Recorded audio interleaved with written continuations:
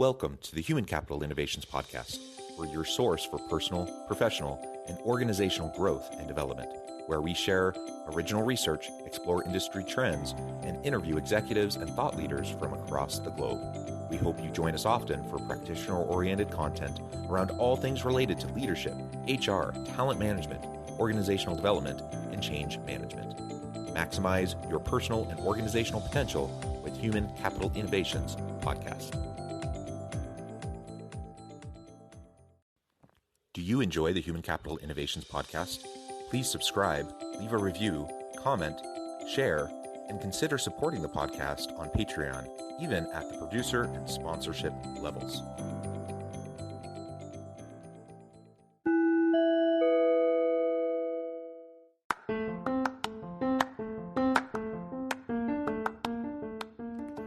Welcome to the Human Capital Innovations Podcast.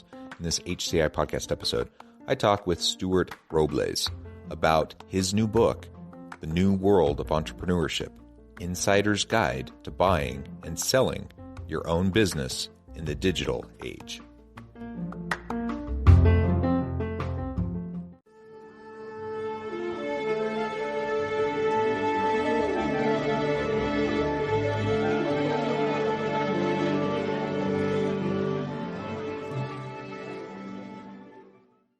Stuart Robles, welcome to the Human Capital Innovations Podcast. Hi, John. Thank you for having me. Yeah, it is a pleasure to be with you today. I'm super excited to have what I think will be a really interesting, compelling conversation. We're going to be exploring, in part, the topic of your new book, The New World of Entrepreneurship, Insider's Guide to Buying and Selling Your Own Business in the Digital Age. But there's more to it than that. And certainly we're going to talk about entrepreneurial intentions and spirit amidst kind of the broader world of work and complex organizations and kind of your perspectives and philosophies around all of that. As we get started, I wanted to share Stuart's bio with everybody. Stuart Robles is co-author with Rod Robertson of The New World of Entrepreneurship, Insider's Guide to Buying and Selling Your Own Business in the Digital Age. He is a partner at Briggs Capital, a Boston-based mergers and acquisitions firm that serves small to medium-sized businesses. He has done business in over 20 countries and formerly owned a call center in Central America that he helped grow to 950 employees before exiting and moving into worldwide business development. He earned his BBA in marketing and international business at the University of Texas, his MBA at Pontificia Universidad Católica de Chile, something like that. My pronunciation is not great. And he is a former instructor for the University of Texas Professional Development Center. A really great background. I'm excited to explore your book and related topics with you today. Anything else you would like to share with listeners by way of your personal context before we dive on in further? No, John. Well, a lot of the conversation will be the pragmatic world of the entrepreneur, and from our perspective as a firm that assists entrepreneurs in their journeys.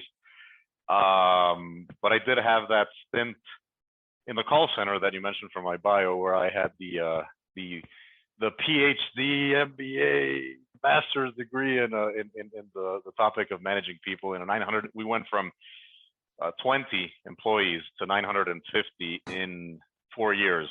Oh my goodness! And it was whatever you can imagine happened and could have happened. It happened, and they never lit the call center on fire, thank goodness, But we were close to it at one point, so there are things where I can relate to that world, that is insane levels of growth over a 4-year period.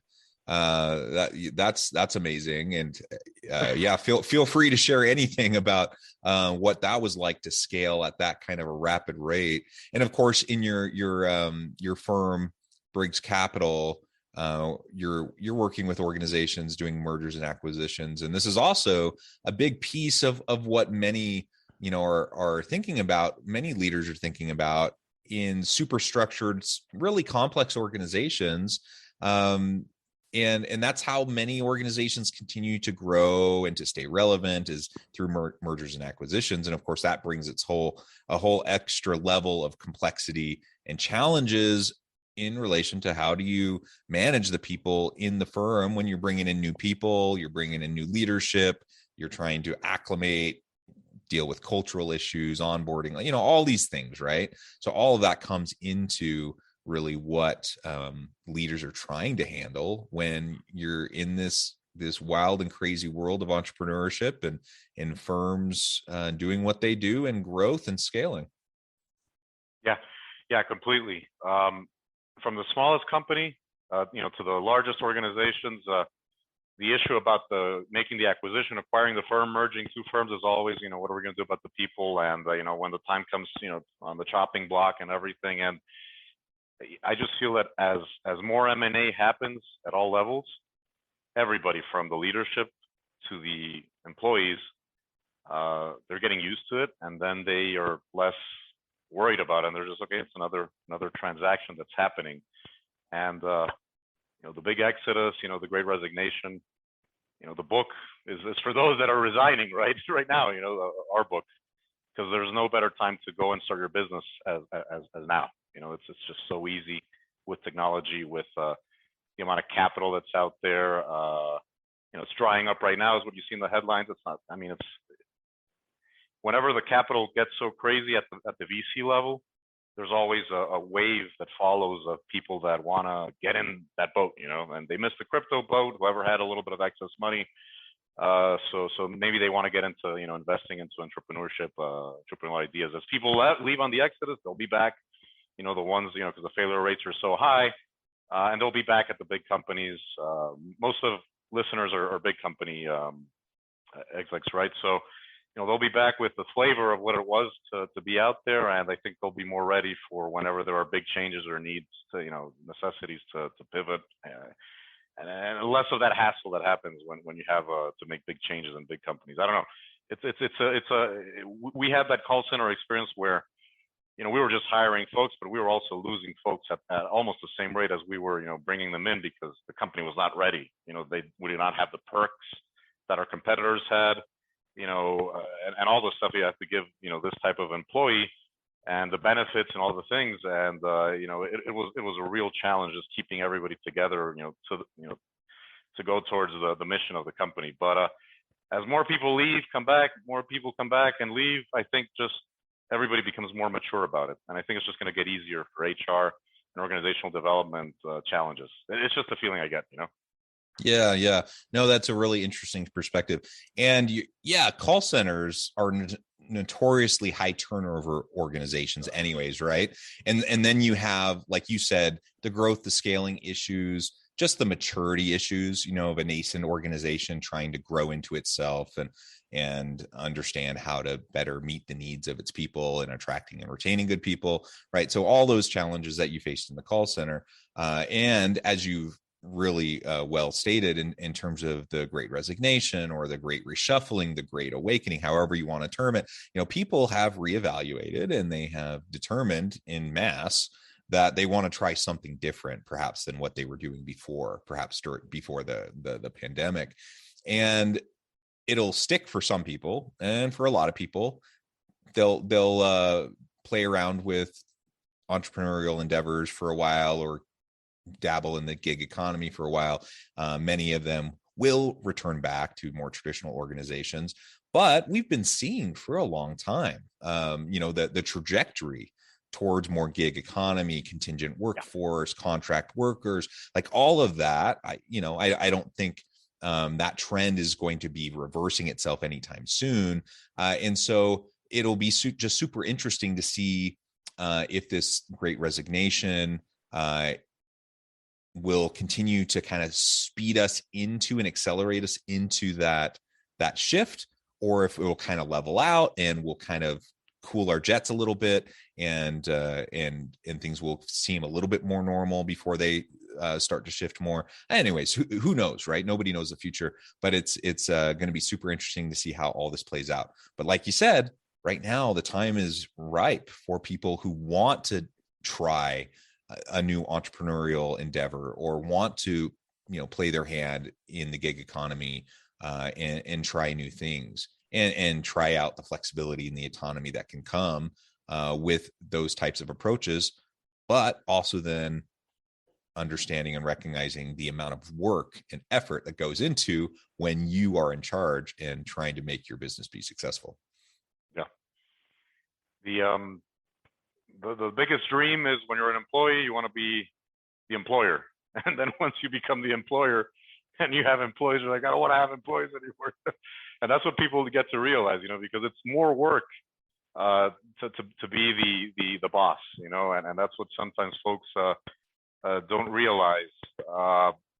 But one of the things that I think, and you're talking about the gig economy and everything, and everybody, the reason that they are, can you hear me still? Oh, okay. I'm trying to see if my co-author, he says that the whole pandemic really weeded out the hard workers from the ones that just want to do yoga and really not work, and they call it entrepreneurship, some of them, a lot of them, and they're going to get money because they're going to convince somebody about their idea, and it's going to be a lot of wealth, value that's going to not be created or even lost, and that the ones that want to keep working hard have actually become, they've excelled at their company positions, and now they're in better positions today, doing the work of 4 people, and companies have to, really award those types of employees that are really, putting on the company shirt, and get rid of the ones that are just complaining and asking for more vacation. And he says, the U.S., was founded on hardworking people, and people just want to become more European, where they have, a nice, 2, month and a half of, and it is very enviable, to have all that vacation time. And I think it's really going to reshuffle folks in that direction. Right now everybody's worried because everybody's resigning and everything, but I think all the gigsters and all that stuff, it's going to level off. All the hype is really driving everybody crazy. I think everybody's worried, chasing our tails, but I think it's going to be great for big companies, especially because they're going to really realize that wherever they had a department with 25 people, it can be run by 5. Yeah. And I think I came over here because I was looking for the other book that I didn't write, but my co-author Rod wrote. So this is Rod, but he's, if you look for him on Amazon, he co-wrote another book with a guy from Belarus 3 years ago. 2 years ago they published it. It took him about a year to write, and he says that was a real pain to write. It was really tough because the guy wrote in Russian, and then he would translate it into English with a personal assistant, and it was just a mess. But this guy he is the entrepreneur of the year for many years in Belarus. It's funny we're talking about this because not only what happened, right? Belarus is now the one that's supporting the horrible war and everything, but this guy and his world got changed, got completely turned upside down, right? He was the king, but he had a method where, and we launched the methodology for organizations like the ones that, but it was based on office work, not remote. Because what it does is that as a physicist and a mathematician, everybody's a mathematician in those countries, right? He came up with a formula where he can calculate like gravity and create it's called the vector method, the book. And the human vector is the name of the book. The vector method is the methodology for organizations to actually implement what he did, because he at one point, he was running about 10 companies, high growth technology firms without a problem, because he had implemented this method, and it works like gravity. You find the vector of every individual, and you see which ones are the gravitators and the ones that are helping gravitate everybody towards the company goal of making money, of being aligned with management and ownership, and then which are the detractors. And then once you identify both, you work on how to make the detractors or assign. It's an unbelievable cross-sectional way of taking advantage of who you have in the organization, actually making them take a certain role in terms of going towards the company objective in a mathematical precision. It's just amazing. And but that whole thing, got ruined with the because you got to be, it's the people that are at the water cooler. How do you identify those, channel them correctly to, go with company culture, go with the company's objectives. And now that things are going back to the office, I think it could be re-implemented, but it goes right into what we were talking about, where, if you identify the right people, you're able to really, make the organization grow. People don't leave. You can have a call center where people don't, resign after, 3 months or 6 months, and go on to the next call center where they get more ping pong table hours, and this happens a lot in offshore locations where, the Philippines and, Latin America. Anyways, the more ping pong tables sometimes you have, it's a lot of young people, the more you are able to steal away agents from the other company, from a competitor. Anyways, I just thought of that because, as we're going back to the office, we'll see who really wants to go back and work,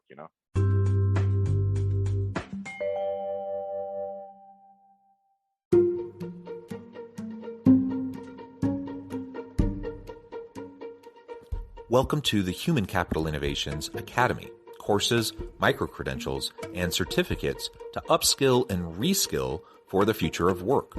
All HCI Academy courses, micro-credentials, and certificates are designed, developed, and delivered by award-winning and internationally renowned scholars, educators, thought leaders, executives, and practitioners. Our courses, micro-credentials, and certificates will help you make your mark on the future of work and make an immediate impact in your organizations. Check out the HCI Academy and our many course offerings and certificates to upskill and reskill for the future of work.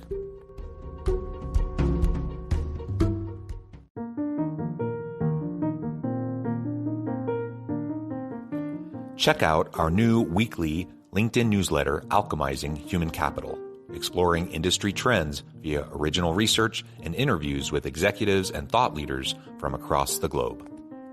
We look forward to having you join us.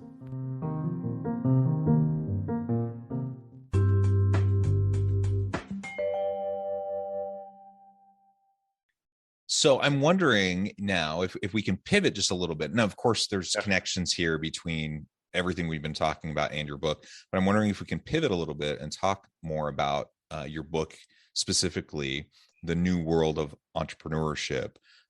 Tell us a little bit more about what this book is all about, and then we can start to dive into some of the key findings, key takeaways. Okay. Briggs Capital, the firm where we work at, an M&A firm in the lower middle market, usually when we help a company get acquired, it's been run by the same founder for, 30 years. And this person is hitting, 60, 65, and needs to, they've put everything into the business. They don't have anything liquid. It's all inside the business. We got to, they got to exit. They got to cash out and, be able to retire, leave something for their, children, etc. And so we're in that world, where it's usually entrepreneur to entrepreneur transactions or private equity, but the smaller ones, not the big private equities that, the people business. So when we set out to write the book, and if you compare it to when I was trying to get into this sector, because I've been an entrepreneur for many years. I've been an employee. I lived in Austin, Texas, because that's where I went to school, and I participated as co-founder, employee of so many startups. It's been in and out, and I try to get into this world of deal making, and I read 50 books, and they all talked always about the big organizations, how you could basically be an analyst or an employee for these types of big shops where you do these transactions. You got to calculate the, all those stuff, that goes into the due diligence and everything. That's not where all the bulk of transactions happen. So the book really is a guide for anybody who has never done a transaction. And it can be a person that's been in business forever or has been an executive at a company forever, and they're so super smart, and they're good at what they do, and they know companies, and they know growth, and they know how to manage, and they know about people, and they know about product, everything, but they've never done these types of deals. We just kind of like give you the recipe, from the first little thing that you got to do to the next one, the things that happen along the way. There's maybe 6 or 7 steps that have to happen for you to actually buy a company or sell your company, and usually folks like us, we hide that information in our, club of financial deal makers, and once and that's where you see the difference between somebody who's already done a deal before and somebody who hasn't. And once they've done a deal before, they turn around, right, and they're like, huh, that was a big deal, that was that really nebulous, weird world that I had no idea how these guys did it or these people did it. And then they go on and they do more transactions on their own. So you see these serial entrepreneurs that people talk about. The earlier that they can do a deal, either sell a small business or acquire a franchise, whatever it is, it really gets you into a new level, a new pain, a new I don't know what you want to call it, but it's just a higher level of understanding of the dynamics of deal making, acquisitions, and it just becomes second nature. So we try to get people to read the book, take the plunge, either buy a business or sell theirs. A lot of times we in our line of work, a lot of times we go to a company and we say, you got a nice company, you could sell it and make a lot of money, right? And I'm not going to sell my company. Is the first thing every business owner tells you, right? They get all clammed up and they're like, I'm never going to sell it. I'm going to keep making money. And we're like, you never know what's going to happen, And I got the story of my family's personal story. We had the goose that laid the golden eggs, and it all disappeared. During the global financial crisis, we were in banking, and like that.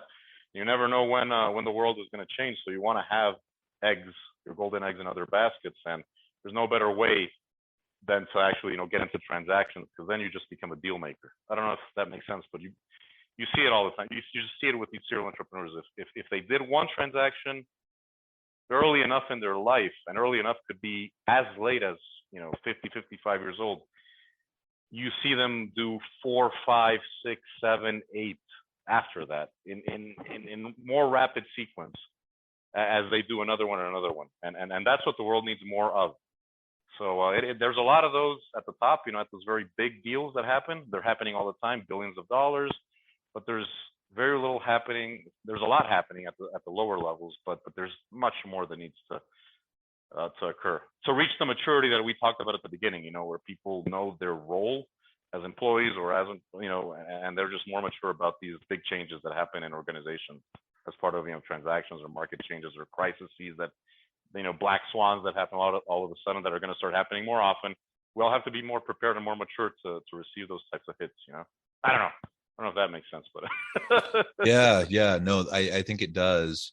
And so what would you say to anyone listening? Like you said, most people listening in my audience are organizational leaders and executives in corporations. There are entrepreneurs and solopreneurs and some who are in smaller businesses. But what would you say to anyone listening who might be considering, taking the plunge and getting into this space?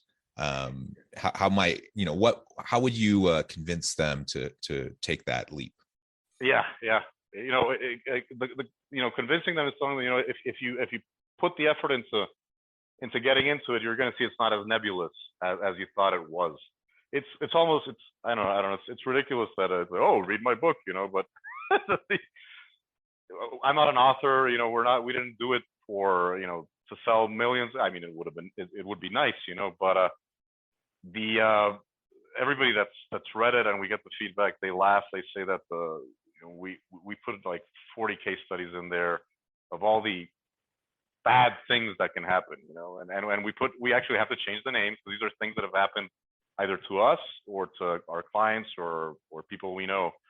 And it's just, stories of, employees stealing money, companies that never paid a single tax, somebody acquired it, did not do the due diligence, and then the IRS is, and somebody who bolted off to, Panama. We had a guy that, bolted off to Ukraine with a bunch of money, and it's all in there. It's the type of stuff your uncle might say at a dinner about, his lifelong happenings, but they're in here and it's funny, it's enjoyable, it's quick to read, but there's a lot of, meat in there where, you're just going to have a fun time. And you're going to be like, okay, I just got the recipe for how to get started. And I think I just already have the guide, on the 5, 6 things that I have to do to get ready to either take the plunge and go into business by acquisition, by just launching it. And by reading it, I think somebody in corporate organizational development or whatnot could actually it could be a good starting point to getting a corporate venture capital fund created at the firm, or a venture arm or something to just give entrepreneurship, give those employees that you feel will eventually leave because they have that bug in them, and give them, stay with us. Here's, a little incubator, here's a little company support that you can have, and go out and make, a spin-off, for the firm, right? That's, there's been a lot of success in corporate venture capital, and I think it could be a good primer also for that, because it's just written in a funny way, in a more down-to-earth, pragmatic tone than a lot of these, business entrepreneurship books. And the other ones that you have in the world, out there, are the ones from the hugely successful, folks that created a gazillion-dollar company, and they tell their story, but it's really a lot of, just boasting about, their stories are not the ones that most people are going to live. It's just almost nearly impossible statistically to be, a Zuckerberg or Elon Musk, and those are the other books about that, that's nearly impossible to replicate. You just have to be very lucky, very smart, at the right place at the right time, in the right school, to graduate from the right, business school. And those are most of those other books about taking the plunge. It's just about feel good, get in there. This one, talks the good and the bad. I don't know. I hate to ramble about that, but No, that's fantastic. Well, Stuart, this has just been a really fun conversation. I appreciate you sharing about the book, sharing your insights. I know at the time I'm going to have to let you go here in just a few minutes. But before we wrap up for today, I just wanted to give you a chance to share with listeners how they can get connected with you, find out more about your work, your team, where they can find the book, and then give us the final word on the topic for today. Okay. Thank you for the time. I'm on LinkedIn, Stuart Robles. I always, get back at people immediately. And then the website for the firm, briggscapital.com, BRIGGS, capital.com. Stuart Robles, on LinkedIn, and my email address is stuart@briggscapital.com. The book is, we've got a website for the book. It's just the 5 letters for the title, the acronym. This thing does not focus. Did it focus there? So, the New World of Entrepreneurship, TNWOE.com. Okay, TNWOE.com. And I'm the youngest guy at our firm. All of the rest of the partners and the members are over 60. And so I'm actually the youngest, and I'm the one who's always responding to all messages. So anything that, if people reach out, they get an immediate answer. It would be great to connect with anybody. And I'd love to also send them the vector thing if anybody wants to look at that. It's just fascinating, but that was one of those wrong place, wrong time, and it didn't work, but it's still there. The methodology is there, and it's just fascinating. And yeah. I mean, and then that's it. It's a primer, it's a guide, and it won't be like something else you've ever read, because I'm not a book author. It was horribly hard to write it, and I only wrote half of it. It was horrendous. It was so tough, to sit down and actually. So but it's in the end, we sent it to a lot of people, and we've gotten a lot of really good feedback, and I think that's the reason, because I'm not an author. My co-author, he gave it structure. He's a co-author, so it's got both of those things, Yeah, wonderful.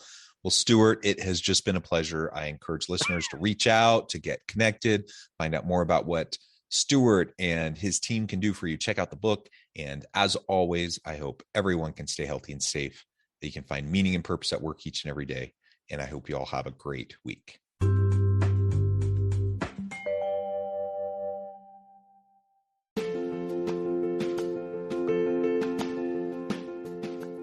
Bluer Than Indigo Leadership, the journey of becoming a truly remarkable leader.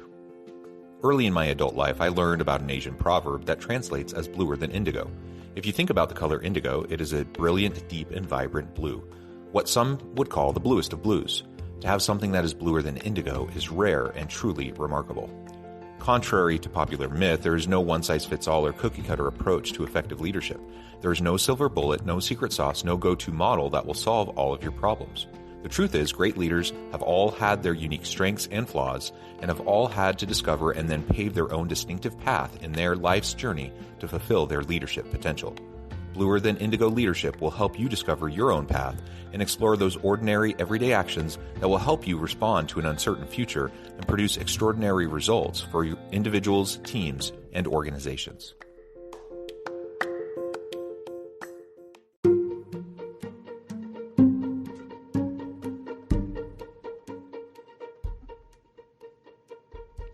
Check out Human Capital Innovations magazine, Human Capital Leadership.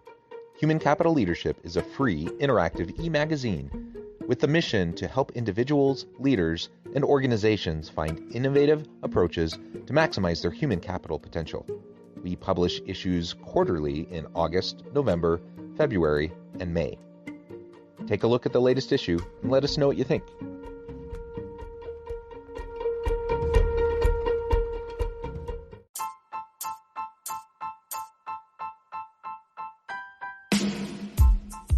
The alchemy of truly remarkable leadership. Ordinary, everyday actions that produce extraordinary results. Consider how the nature of work has shifted over the past 50 years. With increased globalization, rapid technological advancement, and the shift in economic composition, the average job of today looks very different than the average job of 50 years ago. What will the jobs and organizations of tomorrow look like? Moreover, what does this all mean for organizational leaders? What are the core competencies and capabilities of organizations and their leadership that are prepared for continued disruption and geopolitical and socioeconomic shifts? Regardless of what the future holds, increasingly, leaders need to be socially minded, data-driven, decisive, champions of talent, and disruptors of the traditional notions of leadership, teams, organizations, and work. The alchemy of truly remarkable leadership will help you to explore your own leadership competencies and capabilities and consider ways to apply and implement them into your workplace and personal life.